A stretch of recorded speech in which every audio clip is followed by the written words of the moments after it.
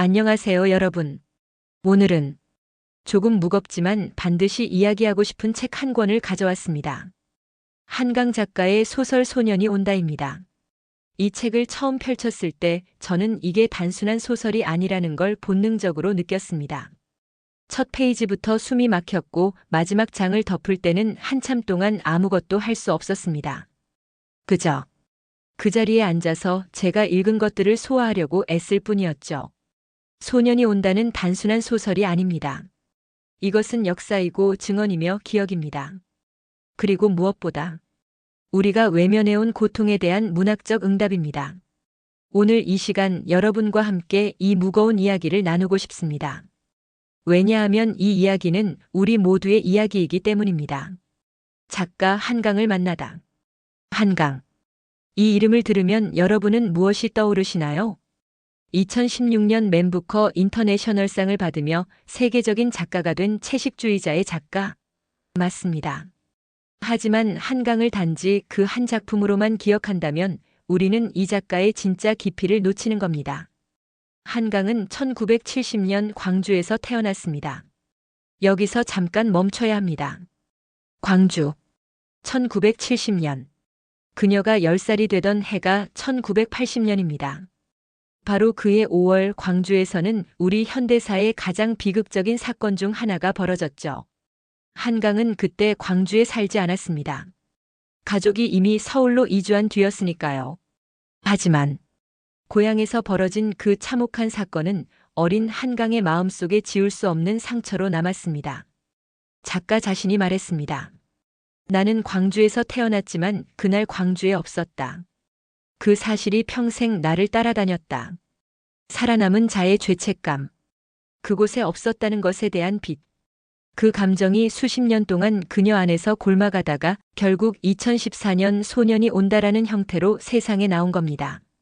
한강은 세상의 폭력 속에서도 인간이 어떻게 아름다움을 붙잡는지를 꾸준히 써온 작가입니다. 채식주의자에서 그녀는 인간 내면의 폭력과 거부를 다뤘고 흰에서는 상실과 애도를, 소년이 온다에서는 집단적 트라우마와 기억의 문제를 정면으로 마주했습니다. 그녀의 문체는 늘 조용합니다.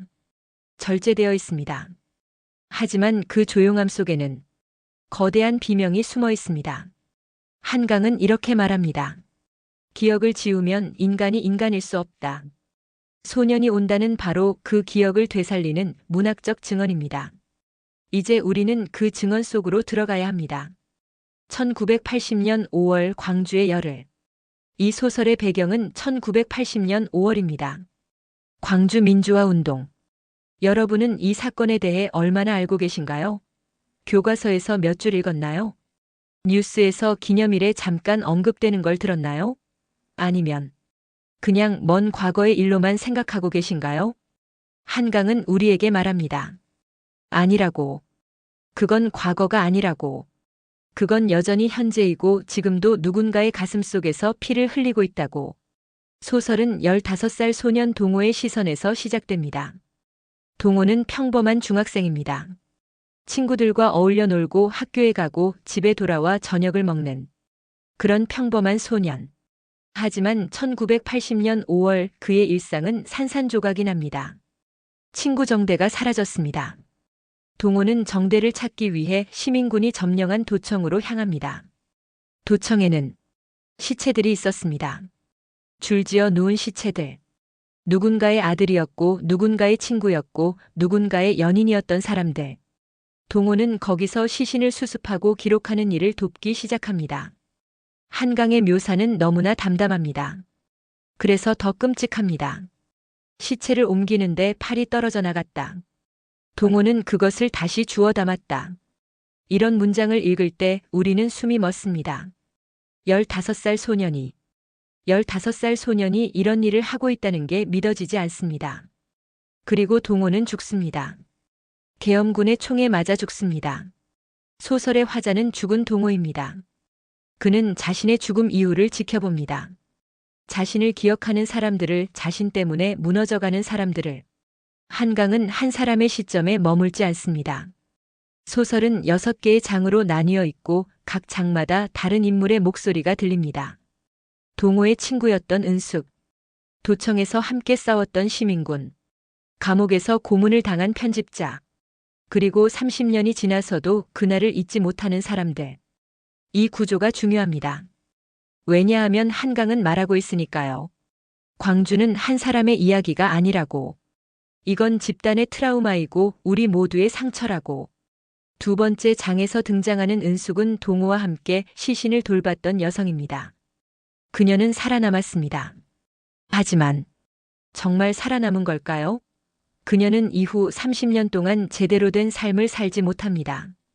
밤마다 악몽을 꾸고 사람들과 제대로 관계 맺지 못하고 자신이 살아남았다는 죄책감에 시달립니다. 세 번째 장의 주인공은 진수입니다. 그는 감옥에서 끔찍한 고문을 당합니다. 한강은 여기서 직접적인 묘사를 피합니다. 대신 진수의 의식이 흐트러지고 몸이 붕괴되는 과정을 마치 카메라가 천천히 줌인하듯 보여줍니다. 나는 이제 사람이 아니다. 고통받는 살덩어리일 뿐이다. 네 번째 장은 편집자의 이야기입니다. 그는 광주를 다룬 책을 만들다가 검열에 걸려 원고를 폐기당합니다. 1980년대 광주에 대해 말하는 것 자체가 금기였습니다. 그는 자신이 만든 책이 불태워지는 걸 지켜봅니다. 말이 사라지는 순간 기억도 사라진다는 걸 그는 압니다. 다섯 번째 장, 여기서 한강의 문체는 절정에 이릅니다. 이 장의 화자는 죽은 자들입니다. 광주에서 죽은 영혼들이 말합니다. 우리는 왜 죽었는가? 우리는 무엇을 위해 죽었는가? 우리를 기억하는가? 이 장을 읽을 때 저는 울었습니다. 참을 수 없었습니다. 죽은 자들의 목소리가 너무나 선명했기 때문입니다. 그리고 마지막 장. 작가 한강 자신이 등장합니다. 그녀는 광주를 취재하고 생존자들을 만나고 그들의 이야기를 듣습니다. 그리고 묻습니다. 내가 이 이야기를 쓸 자격이 있는가? 나는 그날 거기 없었는데. 한 생존자가 그녀에게 말합니다. 당신이 써야 합니다. 우리는 너무 아파서 말할 수가 없어요. 당신이 대신 말해주세요. 그렇게 이 책이 태어났습니다. 이 책을 읽으면서 가장 놀라웠던 건 한강이 폭력을 직접 묘사하지 않는다는 점입니다. 총소리가 울리지 않습니다. 피가 튀기는 장면이 없습니다. 대신 그 이유를 보여줍니다. 총소리가 멈춘 후의 침묵, 피가 마른 후의 얼룩, 사람들이 죽은 후에도 계속되는 시간. 그 시간이 더 끔찍합니다. 은숙은 말합니다. 나는 그날 이후로 산 게 아니야. 그냥 버텼을 뿐이야. 이 문장이 제 가슴에 박혔습니다. 살아있다는 것과 살아가는 것의 차이. 숨을 쉰다는 것과 생명을 산다는 것의 차이. 광주의 생존자들은 물리적으로는 살아남았지만 정신적으로는 그날 함께 죽었습니다. 그들은 30년, 40년을 그 죄책감과 고통 속에서 버텨왔습니다. 왜 나만 살았는가? 왜 나는 친구를 구하지 못했는가? 왜 나는 그날의 진실을 말하지 못했는가? 한강은 이 침묵의 무게를 정확하게 포착합니다. 그녀는 알고 있습니다. 진짜 폭력은 그날 끝난 게 아니라 지금도 계속되고 있다는 걸. 네 번째 장에서 편집자는 밤마다 악몽을 꿉니다. 감옥에서의 고문 장면이 반복됩니다. 그는 아침에 일어나 거울을 봅니다. 거울 속에 자신이 낯설습니다. 이게 내 얼굴인가? 아니면 고문당한 그 사람의 얼굴인가? 정체성이 무너집니다. 자아가 붕괴됩니다. 이게 트라우마입니다. 과거가 과거로 남지 않고 현재 속에서 계속 살아 움직이는 것. 한강은 이것을 놀라울 정도로 섬세하게 그려냅니다. 다섯 번째 장, 죽은 자들의 장에서 가장 기억에 남는 문장이 있습니다. 나는 왜 죽었는가? 나는 누구였는가? 나를 기억하는가? 이 질문들이 독자인 우리를 향해 날아옵니다. 우리는 대답해야 합니다. 우리는 그들을 기억하는가? 아니면 잊고 살아가는가? 한강이 이 책을 쓴 이유가 여기 있습니다. 망각에 대한 저항, 기억의 의무. 죽은 자들은 스스로를 말할 수 없습니다. 살아있는 우리가 대신 말해야 합니다. 그게 우리의 책임입니다. 저는 이 책을 읽으면서 계속 생각했습니다. 문학이 역사를 바꿀 수 있을까? 소설이 죽은 사람을 살릴 수 있을까? 당연히 아닙니다. 하지만 문학은 기억하게 만듭니다. 그리고 기억은 우리를 변화시킵니다. 소년이 온다는 역사책이 아닙니다. 팩트를 나열하지 않습니다. 대신 감정을 전달합니다. 동호의 두려움, 은숙의 죄책감, 진수의 고통, 편집자의 분노. 이 감정들이 독자에게 전이됩니다. 우리는 그들의 고통을 느낍니다. 완전히는 아니지만 조금은 느낍니다. 그리고 그 조금이 중요합니다. 왜냐하면 그 조금의 공감이 우리를 다른 사람으로 만들기 때문입니다. 한강의 문체는 시적입니다. 그녀는 짧은 문장을 사용합니다. 여백이 많습니다. 그 여백 속에서 독자는 스스로 생각합니다. 느낍니다. 작가가 모든 걸 설명하지 않기 때문에 독자가 직접 채워 넣어야 합니다. 예를 들어 이런 문장이 있습니다. 시체의 눈을 감겨주었다. 손이 떨렸다. 끝입니다. 더 이상의 설명이 없습니다. 하지만 우리는 압니다. 그 떨림이 무엇을 의미하는지, 그 순간 동호가 느꼈을 공포와 슬픔과 무력감을. 이게 한강의 힘입니다. 말하지 않음으로써 더 많이 말하는 것. 책의 후반부로 갈수록 문장은 더 짧아집니다. 더 절제됩니다. 마치 작가 자신도 더 이상 말을 이어갈 수 없는 것처럼 그 침묵이 가장 큰 울림을 만듭니다. 마지막 장에서 한강은 광주의 옛 도청 건물을 방문합니다. 그곳은 이제 관광지가 되었습니다. 사람들이 사진을 찍습니다. 아이들이 뛰어놉니다. 한강은 그 광경을 보며 생각합니다. 이게 맞는 걸까? 아니면 우리가 너무 쉽게 잊고 있는 걸까? 그녀는 씁니다. 광주는 끝나지 않았다. 광주는 여전히 진행 중이다. 이 문장이 저를 흔들었습니다. 우리는 광주를 과거로 치부합니다. 하지만 생존자들에게 광주는 여전히 현재입니다. 매일 밤 악몽으로 찾아오는 현재. 이 책의 핵심은 기억입니다. 한강은 묻습니다. 왜 기억해야 하는가? 차라리 잊는 게 낫지 않은가? 고통스러운 과거를 계속 들춰내는 게 무슨 의미가 있는가? 책 속의 한 인물이 말합니다. 잊고 싶어요. 제발 잊게 해주세요. 그의 고통이 너무 커서 기억 자체가 고문입니다. 하지만 잊으면 어떻게 될까요? 한강은 대답합니다. 잊으면 그들이 2번 죽는다고. 물리적으로 1번, 기억 속에서 또 1번. 진짜 죽음은 육체의 죽음이 아니라 망각입니다. 동호는 죽었습니다. 하지만 은숙이 그를 기억하는 한 동호는 살아있습니다. 은숙의 기억 속에서, 한강의 문장 속에서, 그리고 이제 우리 독자들의 마음 속에서. 이게 문학의 힘입니다. 죽은 자를 다시 살리는 것. 아니, 정확히는 죽지 않게 하는 것. 책을 읽으면서 저는 제 자신에게 물었습니다. 나는 광주를 알고 있는가? 5월 18일이 무슨 날인지 아는가? 그날 무슨 일이 있었는지 제대로 배웠는가? 부끄럽지만 저도 잘 몰랐습니다. 그냥 교과서에 나오는 사건 정도로만 알았습니다. 숫자로만 알았습니다.